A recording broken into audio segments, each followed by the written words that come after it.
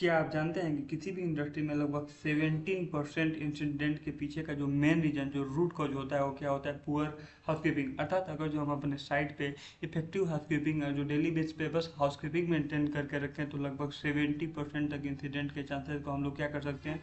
Reduce कर सकते हैं या एलिमिनेट कर सकते हैं। तो इस वीडियो में हम लोग जानेंगे कंप्लीट अबाउट हाउसकीपिंग के बारे में, जैसे कि what is the housekeeping, housekeeping क्या होता है, what is the 5S method, 5S method क्या होता है जो हमारी मदद करता है हमारे हाउसकीपिंग को मोर इफेक्टिव बनाने में। तथा उसके बाद जानेंगे कि हाउसकीपिंग इम्पोर्टेंट क्यों है हमारे साइट के लिए। तो चलिए बिना किसी देर के शुरू करते हैं इस वीडियो को। अगर जो आप इस वीडियो में नए हैं तो चैनल को सब्सक्राइब करिए और लाइक करें हमारे वीडियो को for more safety related video पे। तो चलिए बिना किसी देरी के शुरू करते हैं।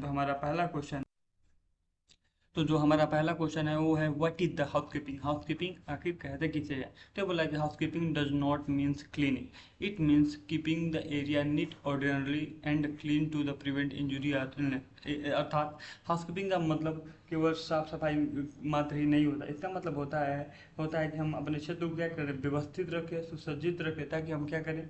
चोट और बीमारियों से अपने आप को तथा अपने सहकर्मियों को बचा सके। तो आई होप आप समझ चुके होंगे हाउसकीपिंग कहते हैं। हाउसकीपिंग का मेन गोल होता है हमको डेली बेसिस पे क्या करना है? इफेक्टिव हाउसकीपिंग करना है, जिससे हम क्या करें? स्लिप एंड ट्रिप या फॉल के क्या करते हैं चांसेस को क्या करें? रिड्यूज कर सकें, तथा किसी भी तरह के इंसिडेंट के चांसेस को क्या कर सके? रिड्यूज कर सके अपने साइड पे। तो आते हैं क्या होता है इफेक्टिव हाउसकीपिंग। इफेक्टिव हाउसकीपिंग क्या किसे कहते हैं? ये बोला कि इट्स हेल्प टू कंट्रोल और eliminate the work place hazard. ये बोला है कि इफेक्टिव हाउसकीपिंग क्या करता है? हमारी मदद करता है कंट्रोल करने में या पूरी तरीके से एलिमिनेट करने में किसी भी तरह के स्लिप और ट्रिप हजार्ड को। अब आते हैं दूसरे पे कि पुअर हाउसकीपिंग किसे कहते हैं। पुअर हाउसकीपिंग बोल दीजिए एक तरह से कि पुअर हाउसकीपिंग इंक्रीज करता है, क्या करता है? बढ़ाता है chances of slip and trip और फॉल हजार्ड। मान लीजिए कि इसमें आप फोटो में देख भी सकते हैं, अगर जो पुअर हाउसकीपिंग हमारे साइड पर रहेगा तो वहाँ पे इंसिडेंट यानी कोई भी खतरा यानी चोट लगने का चांसेस भी क्या रहेगा? और ज़्यादा बड़ा रहेगा। इसीलिए क्या ज़्यादातर कंपनियां प्रेफर करती हैं इफेक्टिव हाउसकीपिंग, जो कि हमारी क्या करता है? प्रोडक्टिविटी को भी क्या करता है?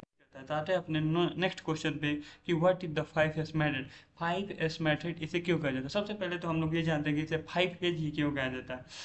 ये सबसे पहले मैं आपको बता दूं कि यह क्या है। जापान में इन्वेंट हुआ था टोयोटा कंपनी के द्वारा, जिसमें कि टोयोटा कंपनी ने जो इन्वेंट किया था इसे, तो उसमें जापानीज टर्म जो उन्होंने यूज किया था, तो सारे जो पांचों वर्ड थे वो क्या थे? एस से शुरू हो रहे थे, जिस कारण इसे 5S मेथड कहा गया। तो ये 5S मेथड है क्या? तो ये बोला है कि 5S मेथड ये बोल रहा है कि 5S is a system for organizing workplace to improve efficiency, safety and cleanness. ये बोल रहा है कि 5S क्या है? एक तरह की कार्यकुशलता, सुरक्षा और स्वच्छता में सुधार के लिए कार्यस्थलों को व्यवस्थित करने की एक प्रणाली है, जिसका उपयोग करके हम अपने साइट को क्या कर सकते हैं? मेंटेन रख सकते हैं। अब आते हैं कि यह इंपॉर्टेंट क्यों है हमारे लिए। तो बोल रहा है कि पहला बोल रहा है कि रिड्यूस द एक्सीडेंट। ये क्या करता है? अगर जो हम बढ़िया हाउसकीपिंग, इफेक्टिव हाउसकीपिंग मेंटेन करके रखेंगे अपने साइट पे, वो क्या करेगा? रिड्यूस करेगा एक्सीडेंट के चांसेस को, क्या कर देगा? रिड्यूस करेगा। दूसरा बोला इंक्रीज प्रोडक्टिविटी। मान लीजिए एक्सीडेंट के चांसेस जब रिड्यूस होंगे तो हमारी प्रोडक्टिविटी भी क्या करेगी? बढ़ेगी। तो ये हमारी मदद करता है प्रोडक्टिविटी बढ़ाने में। तीसरा क्या होता है? Improve quality of work. ये अगर जो हाउसकीपिंग है तो हमारा क्या है? क्वालिटी ऑफ वर्क भी क्या होगा? और ज़्यादा बढ़ेगा। उसके बाद बोला है कि सेव टाइम एंड स्पेस। क्या करता है? जगह और क्या करता है? टाइम की भी बचत करता है। जैसे कि मान लीजिएगा जो आपके रूम में ही आपका मोबाइल का चार्जर कहीं और बिखरा पड़ा है, आपका कपड़ा कहीं और बिखरा पड़ा है, तो क्या है? जगह अपने अपने जगह पे जगह लिए हैं कि नहीं? और मान लीजिए आपको कुछ खोजना पड़े तो आप लगेंगे अपना चार्जर खोजने, और आपके पैंट वैंट के नीचे, आपके बिस्तर के नीचे रहेगा, तो टाइम भी कंज्यूम कर रहा है और जगह भी ज़्यादा है। तो अगर जो आप हाउसकीपिंग मेंटेन करके रखेंगे, बढ़िया आप इस मेथड को फॉलो करके रखेंगे, तो आप आसानी से जो चार्जर का जगह है वो चार्जर की जगह पे रहेगा, आसानी से आप क्या कर सकते हो? उसे ले सकते हैं। तो इसका मेन मोटो यही है कि ये क्या करता है कि स्पेस को भी रिड्यूस करता है और टाइम भी आपका बचाता है। उसके बाद बोल रहा है कि build discipline in the work place. यह एक तरह का क्या करता है? एक डिसिप्लिन, अनुशासन में हमारे व्यक्ति को लाने में मदद करता है, जो कि हमारे कंपनी और हमारे सेफ्टी कल्चर के लिए बहुत ज़्यादा यूजफुल। तो आते हैं अपने नेक्स्ट क्वेश्चन पे।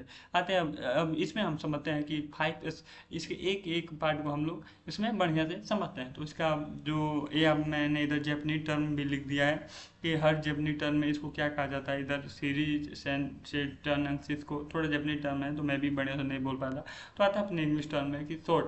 पहला इसका स्टेप होता है सॉर्ट। सॉर्ट का मतलब होता है छटाई करना। ये बोला है कि remove unnecessary item from the work place. ये बोला है कि जितने भी अननेसेसरी आइटम है, अर्थात कि जो बिना काम की चीज़ें, उसको क्या कर देना चाहिए, हमको अपने वर्क प्लेस से हटा देना चाहिए, टोटली उसको रिमूव कर देना चाहिए। उसके बाद बोल रहा है दूसरा क्या, set in order. Set in order का मतलब कि रिमूव करने के बाद जो भी हमारी काम की चीज़ें हैं, जैसे कि बोला arrange tools and material in an organized way. तो बोला जो भी हमारी काम की चीज़ें हैं उनको किस में, एक ऑर्गेनाइज्ड वे में एक बढ़िया से सजा के रख देना चाहिए। जैसे कि मान लीजिए मोबाइल वाली जगह पे, चार्जर वाली जगह पे, और जो इंडस्ट्री में आप काम करते हैं तो टूल्स टेकल अपनी एक जगह पे, जो रिसाइकिल पाना होना रिंग ये सब है, वो सारी जो उसका इसका मेन मतलब है कि जो जिसका उचित जगह है वहीं पर उसको रखना चाहिए। उसके बाद बोला साइन। उसके बाद मान लीजिए आपने सॉर्ट कर दिया, छटाई कर दी, उसके बाद सेट कर दिया, जो काम की चीज़ें उसको एक आर्डर में सेट कर दिया, तो जो भी उधर का कचरा है, जो भी चीज़ें हैं उनको क्या करना है, क्लीन करना है, उसको शाइन करना, चमकाना है। बोला कि clean the workplace regularly to maintain a cleanliness. अब ये नहीं है कि एक दिन छटाई कर दी, एक दिन हम लोग क्या करते सेट कर दिए, उसके बाद फिर हम लोग हाउसकीपिंग भूल गए। ये बोला है कि डेली बेसिस पे हमको क्या करना है, उस एरिया को क्लीन करते रहना है, तो वो क्या होगा, हमारे लिए बहुत ज़्यादा फायदेमंद होगा। उसके बाद आते हैं इसके चौथे पॉइंट पे, ये आता है स्टैंडर्डाइज। स्टैंडर्डाइज का मतलब होता है क्या, कि मानकीकरण करना, मतलब एक नाम देना।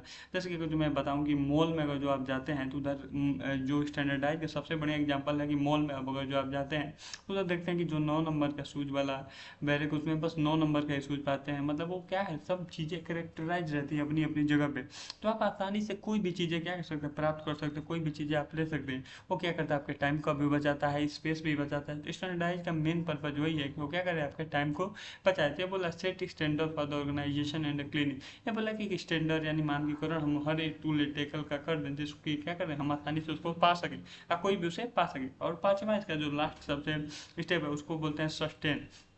सस्टेन का मतलब होता है आत्मसात करना। यानी ये बोला कि अगर जो शॉर्ट, सेट, साइन, स्टैंडर्डाइज, यानी ये जो 4 प्रोसेस है वो जो आप डेली बेसिस पे करेंगे तो क्या हो जाएगा, आपके व्यवहार में आ जाएगा।